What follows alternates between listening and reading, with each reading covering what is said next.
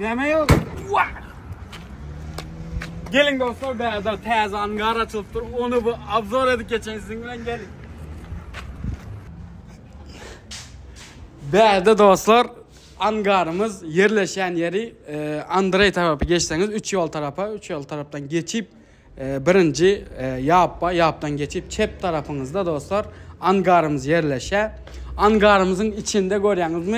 Neme mordalar badiyseniz Lexus uğru, Toyota uğru buferler taze ve morda buferler başka da salona değişli, morda değişli ehli zat.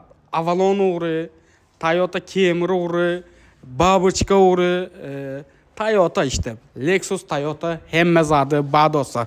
Gelin sizi bilen bir cikmecik görüp geçelim. Mesela yine Avalon. Görüyorsunuz mu?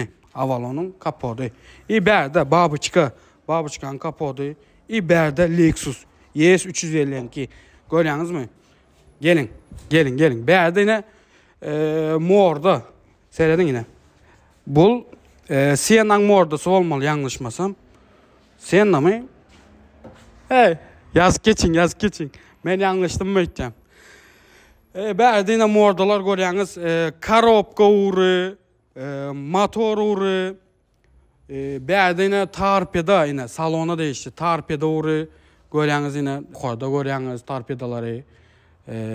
Başka da neme yine berde amansız hatırlar.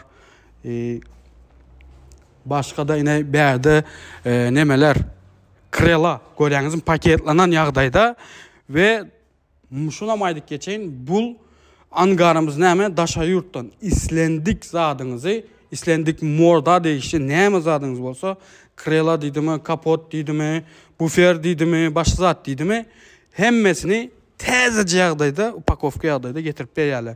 Onam görkes geçen hazır. Kapılara görüyorsunuz mu? Yine berde. Yine. VVT motor. Görüyorsunuz mu?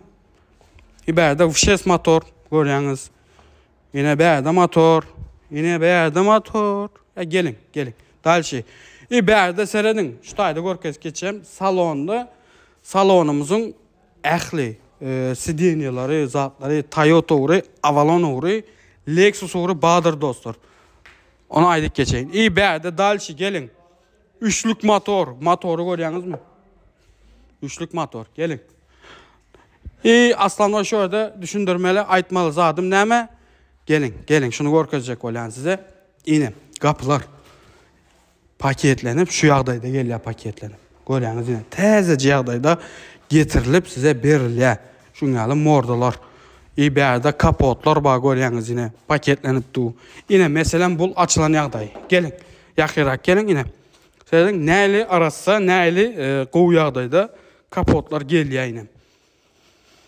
Ne mi diyen? Başka düşündürmene ne mi kaldı verdi gelin. Ehli zatlar dostlar. Ehli morda değişli Toyota uğru, Avalon uğru. Ne mi isteseniz bağverde gelip bilyeniz. İndi ben size ne mi diye adresimizi ve içini dolu abzor edeyim. Onu düşündük geçeyim. Gelin dostlar. Bizim yerleşen yerimiz Andrey köprü var. Ulu köprüden geçeceğiniz çep tarafa 3 yola gideceğin yolumuzda şurada bir yaptan geçip çep tarafınızda Teh diyen zdanya var. Zdanyanın şu önünde görüyorsunuz yine angar. Tez açıldı dostlar. Adresimiz yine nomerleri görüyorsunuz. Arkayın havarlaşıp geliveriyorsunuz. İndem içini dolu abzor edip görkezeyim size dostlar. Gelin.